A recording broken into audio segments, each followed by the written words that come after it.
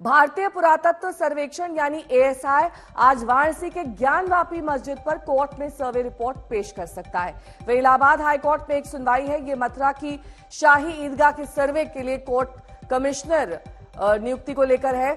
वहीं वाराणसी जिला न्यायालय को ज्ञानवापी सर्वे रिपोर्ट पेश करनी होगी। इलाहाबाद हाईकोर्ट को शाही ईदगाह पर रिपोर्ट पेश करनी होगी और इसके सर्वे के लिए कोर्ट कमिश्नर की नियुक्त किए जाएंगे, जिनकी देखरेख में सर्वे का काम शुरू होगा। तो ये दो बड़ी खबरें जिनको लेकर आज का दिन बड़ा है। वाराणसी जिला न्यायालय पर इस वक्त सभी की नजर टिकी हुई है। इसके अलावा हम आपको ये बता दें कि ज्ञानवापी पर एएसआई रिपोर्ट के मायने क्या है। ये दरअसल एक मील का पत्थर साबित होने वाला है, क्योंकि इस रिपोर्ट के आधार पर विवाद सुलझाने में मदद मिल सकती है। हिंदू पक्ष के दावे का सच सामने आएगा इस रिपोर्ट के जरिए। इसके साथ ही यह भी कहा जा रहा है कि मंदिर तोड़कर मस्जिद बनाया गया, ये हिंदू पक्ष ने दावा किया है। हालांकि एएसआई रिपोर्ट से इस सच या फिर इस पूरे दावे को बल मिलेगा या फिर इसे पूरी तरीके से नकार दिया जाएगा।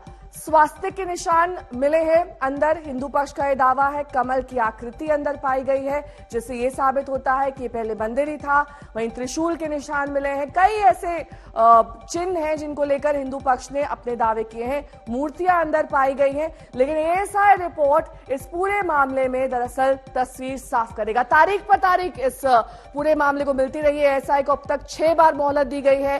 पहली 6 सितंबर, उसके बाद 5 अक्टूबर, इसके अलावा 2 नवंबर, 17 नवंबर, 30 नवंबर और साथ ही 11 दिसंबर। 6 बार एएसआई को यह मोहलत दी जा चुकी है ताकि वो अपनी रिपोर्ट पूरी तरीके से तैयार कर सके। कुमार अभिषेक मेरे सहयोगी इस वक्त जुड़ गए हैं तमाम जानकारी के साथ। कुमार, देखिए, अब एएसआई को 6 बार वक्त मिल चुका है। आज वो लम्हा, आज वो हम घड़ी माने जब हिंदू पक्ष ने जो दावे किए हैं उन पर या तो मोहर लग जाएगी या फिर कुछ दावे ऐसे होंगे एएसआई रिपोर्ट पे जिन्हें नकार दिया जाएगा। देखिए नेहा, आज तकरीबन 2 बजे ये रिपोर्ट पेश होगी और आज पूरी उम्मीद है कि ये रिपोर्ट टेबल हो जाएगी जो एके विश्वेश, जो जिला जज हैं वाराणसी के, उनके पास। जैसे ही ये रिपोर्ट जज के पास पेश होगी, ये ऑलमोस्ट पब्लिक हो जाएगी और उसके बाद हमें ये पता चल पाएगा कि आखिर एएसआई ने अपनी रिपोर्ट में दिया क्या है। कुल 84 दिनों तक एएसआई ने इसका सर्वे किया और तकरीबन 50 दिन के आसपास होने को हैं जब एएसआई ने इसकी रिपोर्ट तैयार की है। लोगों की नजरें टिकी हैं क्योंकि 250 ऐसी चीजें मिली। उसमें कुछ मूर्तियां हैं, टूटे हुए बर्तन हैं, कलश है, बहुत सारी ऐसी चीजें मिली हैं जिसे कि बकायदा एएसआई ने संग्रहित किया है और उसे जो डीएम के अंडर में उसे संरक्षित करवा दिया है। लेकिन आज सबसे बड़ा सवाल यही है कि इस रिपोर्ट में निकलता क्या है। दरअसल इसके पहले हम लोगों ने देखा है कि जब कोर्ट कमिश्नर की जो नियुक्ति हुई थी और उनकी जब रिपोर्ट आई थी तो उसमें बहुत सारी चीजें ऐसी थी जो ये दिखाती थी कि ये मंदिर का अपभ्रंश है और नंगी आंखों से भी जो लोग हैं वो उन दीवारों को देखकर कह सकते हैं। लेकिन एएसआई ने यानी कि आर्कियोलॉजिकल सर्वे ऑफ इंडिया ने जो ग्राउंड पेनेट्रेटिंग रेडार जैसे उपकरणों का इस्तेमाल किया है और ज्यादा साइंटिफिक तरीके से वो आज इस रिपोर्ट को पेश करने जा रही है।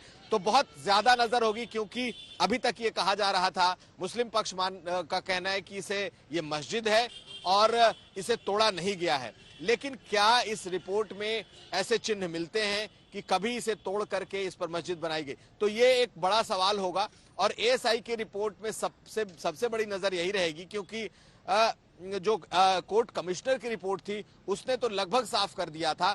अब आर्कियोलॉजिकल सर्वे ऑफ इंडिया अपनी रिपोर्ट में क्या देती है, इस पर सबकी नजरें रहेंगी। तो 2 बजे ये रिपोर्ट पेश होनी है और दोनों पक्ष मौजूद होंगे। यहां तक कि मुस्लिम पक्ष ने भी कहा है कि जल्द से जल्द इस रिपोर्ट को सबमिट किया जाना चाहिए।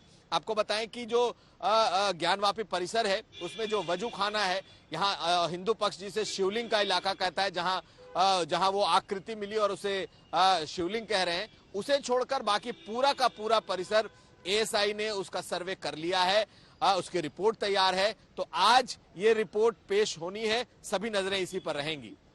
ठीक है, नजर सबकी रहेगी इस रिपोर्ट पर। 2 बजे इस रिपोर्ट को पेश किया जाना है और किसके पास कितनी जमीन है, ये मथुरा की हम बात कर रहे हैं, जहां पर कुल जमीन 13.37 एकड़ है। मंदिर की जमीन इसमें 10.9 एकड़ है, मस्जिद की जमीन 2.5 एकड़ बताई जा रही है।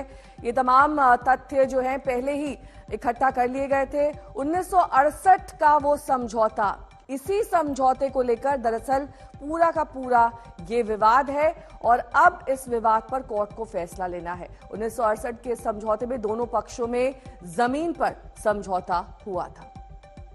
जन्मभूमि ट्रस्ट ने यह समझौता किया था। कृष्ण जन्मभूमि की हम बात कर रहे हैं, जो कि मथुरा में स्थित है। मस्जिद की जमीन पर ही सहमति बनी थी और उसके बाद हिंदू पक्ष समझौते को खारिज कर अब कोर्ट का रुख कर चुका है।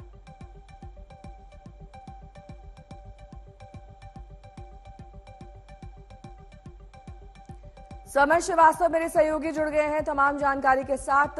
समर, देखिए, ये जो मथुरा जमीन का भी विवाद है, ये कई मायनों में अहम है। इस पर आज किस तरीके से फैसला या फिर क्या कुछ निर्णय लिया जा सकता है? देखिए नेहा, हिंदू पक्ष की जीत उस दिन हो गई थी जिस वक्त जो कोर्ट था उसने इस ऑर्डर को कंफर्म कर लिया था, कहीं ना कहीं सर्वे को के लिए हामी भर दी थी। ये बहुत बड़ी जीत बताई जा रही थी, क्योंकि ज्ञान वापसी के बाद इस तरह से मथुरा को लेकर आवाज उठी थी, उससे एक बात साफ थी कि वहां भी सर्वे होना है, ये हिंदू पक्ष चाहता था। उस बात को स्वीकार कर लिया गया। ये भी बोल दिया गया कि एडवोकेट कमिश्नर बनेगा। अब आज 2 बजे कोर्ट ये तय करेगा कि कितने एडवोकेट कमिश्नर होंगे, क्या वो तारीख होगी, किस तरह से वो सर्वे होगा। क्योंकि जब ज्ञान वापसी सर्वे भी हुआ था उस वक्त कई सारे दांव पे सामने आए थे कि आप वहां खुदाई नहीं कर सकते हैं, कुछ भी कोई भी ऑब्जेक्ट को इधर उधर नहीं कर सकते हैं। तो वो सारे जो मापदंड है वो कोर्ट आज निर्णय में बताएगा। तो आज का निर्णय बहुत खास होने वाला है, क्योंकि कहीं ना कहीं एक तो तारीख आज क्लियर हो सकती है कि किस दिन से ये सर्वे शुरू होगा या फिर कितने दिन का ये सर्वे होगा, 1 हफ्ता, 3 दिन, 4 दिन, और कितने कोर्ट कमिश्नर इसमें होंगे, और वो हिंदू पक्ष के और मुस्लिम पक्ष के कितने वकीलों को लेकर अंदर जा सकेंगे। क्योंकि ज्ञानवापी में ये सारी चीजें हुई थी, नंबर ऑफ एडवोकेट से लेकर कितने एडवोकेट कमिश्नर अंदर जाएंगे, कितनी सिक्योरिटी रहेगी, क्या मापदंड रहेंगे, वो सारी चीजें यहाँ भी फॉलो होंगी। तो इसलिए आज का दिन बहुत अहम है। आज कोर्ट ये फाइनल कर देगा कि तारीख क्या होगी, कोर्ट कमिश्नर्स कितने होंगे और कौन होंगे, और कब तक ये सर्वे कब से चलेगा। ठीक है समझ, बहुत बहुत शुक्रिया इस तमाम जानकारी के लिए आपका।